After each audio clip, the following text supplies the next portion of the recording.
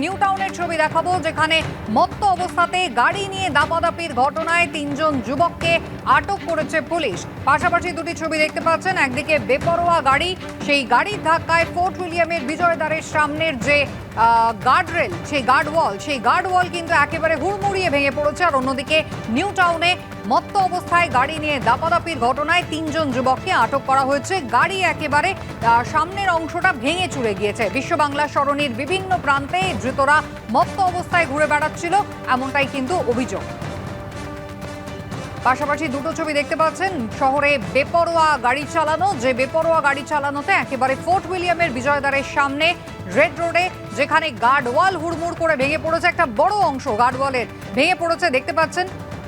আর অন্যদিকে দেখতে পাচ্ছেন দুর্ঘটনার ছবি, মত্ত অবস্থায় 3 জন যুবক, তারা অত্যন্ত দ্রুত গতিতে গাড়ি চালাচ্ছিল। গাড়ির অবস্থা একবার দেখুন, ভেঙে ভিতরে ঢুকে গিয়েছে গাড়ির বাঁদিকের অংশ, এবং এই ঘটনায় ইতিমধ্যেই 3 জন যুবককে আটক করেছে পুলিশ।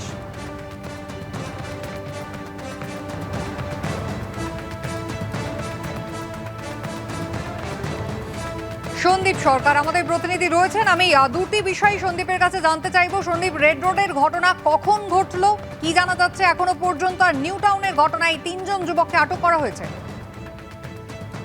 দেখুন, নিউ টাউনের ঘটনাতে 3 জন যুবককে আটক করা হয়েছে। নিউ টাউনে যে ঘটনাটি ঘটেছে, একটি গাড়িকে পুলিশ কর্মীরা, কর্তব্যরত পুলিশ কর্মীরা তারা দেখতে পান যে একটা গাড়ি নিউ টাউনের বিশ্ব বাংলা সরণিতে সেটা দাপিয়ে বেড়াচ্ছিল, এবং গাড়ির মধ্যে যারা ছিলেন তারা মদ্যপ বলে এখনো পর্যন্ত জানা গিয়েছে।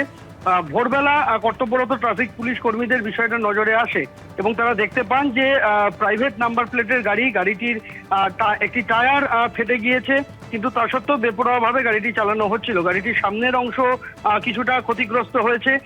এরপরই গাড়িটিকে ধাওয়া করে কর্তব্যরত পুলিশ কর্মীরা ধরে ফেলেন, এবং 3 যুবক গাড়ি থেকে নেমে পালানোর চেষ্টা করলে তাদেরকেও আটক করা হয় ধাওয়া করে। এবং এখনো পর্যন্ত পুলিশ সূত্রে যেটা জানা গিয়েছে যে তারা মদ্যপ অবস্থায় গাড়ি চালাচ্ছিলেন।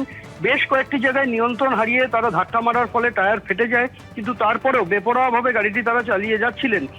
এখন কোন কোন জায়গাতে তারা এই দুর্ঘটনা ঘটিয়েছেন সেই বিষয়টা খতিয়ে দেখা হচ্ছে। ধন্যবাদ।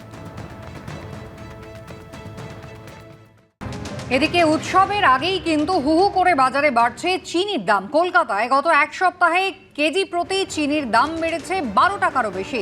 মহার্ঘ হচ্ছে চিনি। বহু খাদ্য সামগ্রীর দাম কিন্তু এর ফলে বারবার একটা আশঙ্কা তৈরি হয়েছে, মিষ্টির দাম বাড়বে। যোগানে টান পড়ায় সরকারের তরফে চিনি মজুতের সীমা এবার বেঁধে দেওয়া হলো। বিদেশ থেকে আমদানি করা চিনির পরিমাণ বাড়ানোর নির্দেশ দিয়েছে কেন্দ্রীয় সরকার। আখ থেকে চিনি তৈরিতে জোর না দিয়ে ইথানলে মন দেওয়াতেই কি এই পরিস্থিতি হলো? সরকারের সমালোচনায় এবার বিরোধীরা, বাড়ছে কিন্তু ডালের দামও, বাড়তে পারে পেঁয়াজের দামও।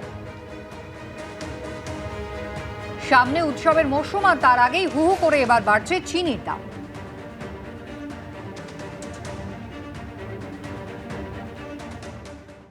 এবিপি আনন্দ এগিয়ে থাকে, এগিয়ে রাখে।